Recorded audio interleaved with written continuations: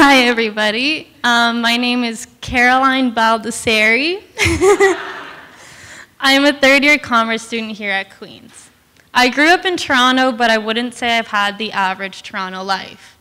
I went to a small French international school with about 20 students in my grade. It was in the Little Jamaica of Toronto, and if you're from Toronto, do we have any Torontonians here? Oh, there you go. You probably still don't know where the Little Jamaica of Toronto is. So next slide. I'm going to ask for a volunteer from the audience to try and read what is written behind me. All right, you. Lycée Francus de Toronto. There we go. Okay, so that kind of proves my point. At every sports tournament, we were referred to as Lycée Francis de Toronto, which is a really cute name, but the actual name is Lycée Français de Toronto. So that was always fun. Because my school was so small, I definitely had some really interesting experiences. With so few students over the span of 8 years, you got to know one another really, really well.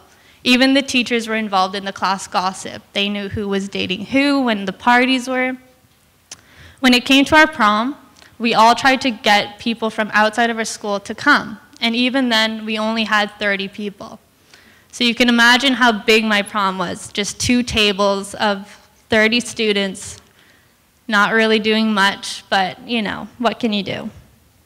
The after prom is where it got really interesting though. One of my teachers, so as I mentioned, we did have a really strong bond with the teachers as well. And one showed up to our after prom, but not to chaperone, but to actually party with us. And so I remember looking down and seeing him on the floor playing that bottle cap game with another student. So I witnessed my teacher play a drinking game with one of my friends. That was the level of comfort that we had achieved there. The point I'm trying to make with these stories is that I was surrounded by people who knew me so, so well over the span of 8 years. Fast forward to move-in day here on campus at Queen's.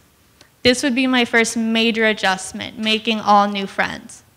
So back to move-in day. My dad is carrying a mini fridge up 3 flights of stairs, as fathers do. My mom is helping me organize my room, and I'm coming to the realization that I'm going to be living in a closet-sized room for the next year with absolutely no one that I know. And I'm sure many of you can relate to this, whether it be from moving, changing schools, or even changing jobs, that feeling of not knowing anybody. This would be the first time I had to actively make friends. And that makes me sound really socially awkward, and I promise I know how to interact with people. But I had been with the same people for so long, and suddenly they weren't there anymore. Sorry, guys. So luckily, I met some awesome people, made some great friends, and met my amazing boyfriend. And through these relationships, I've changed. My friends motivate me to be better. My professors inspire me to try new things, and because of this, I've grown. I recently started my own company where I sell hand-embroidered sweaters that I sew myself. So it's called So Cute. You guys get it? It's like, so. So far what I've had to do is contact a manufacturer to get the actual sweaters. Then I hand embroider the designs myself in my room. Then I package them and ship them off. So what I want you to get from this is that you should accept change. You shouldn't fear it. If I had let the fear of change get a hold of me, I would have never made all these great relationships, and I would have never tried starting my own company. Accept change and don't fear it. A little bit more about me is that I've always been very into sports, and I love getting involved in my school sports. However, at my tiny little French school in Toronto, organized sports didn't work the way you might think they would. We didn't have set teams, we didn't have practices, and we didn't have tryouts. We would just simply have 2 gym teachers who would choose the most athletic kids and send them off to every single tournament. Whether or not you knew how to play the sport, it didn't matter at all. I remember being taught how to do the high jump for the very first time, literally as my competition was lining up for the main event. I want to show you guys a picture of our track team.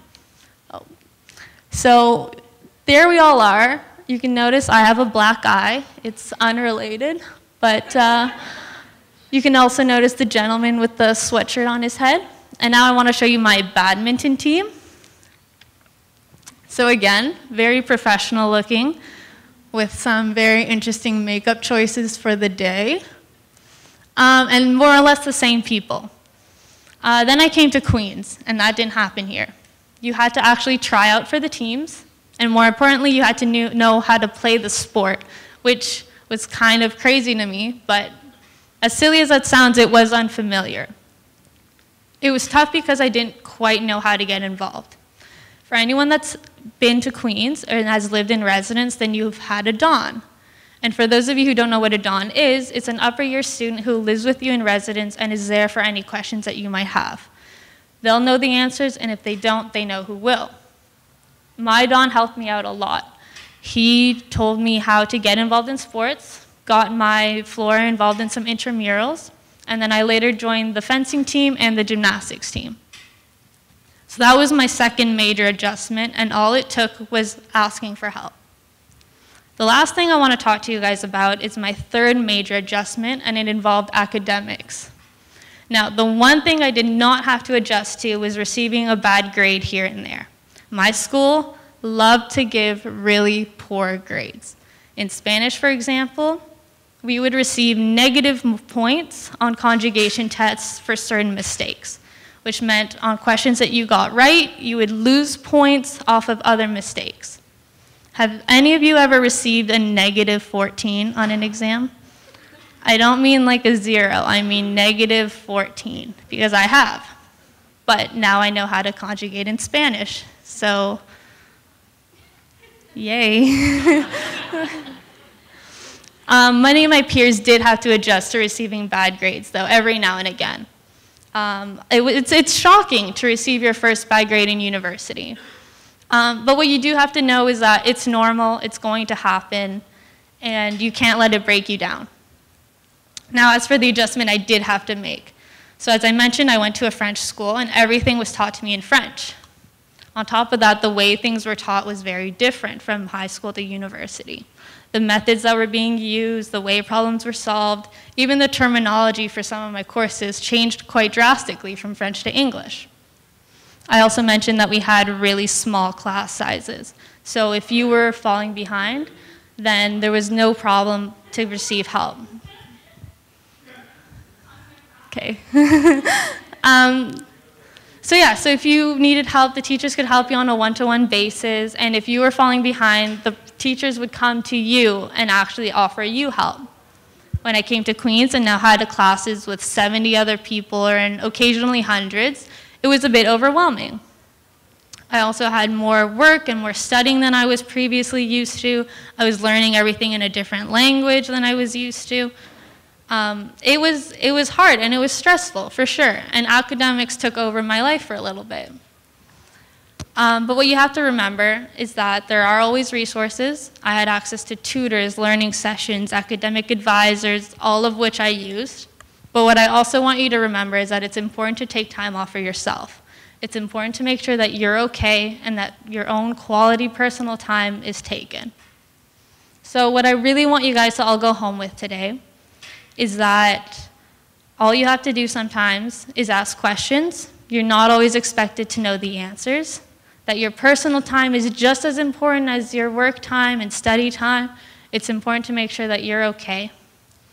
And finally, that change should be welcomed. You shouldn't fear it, and positive change will always come if you surround yourself with people who make you better.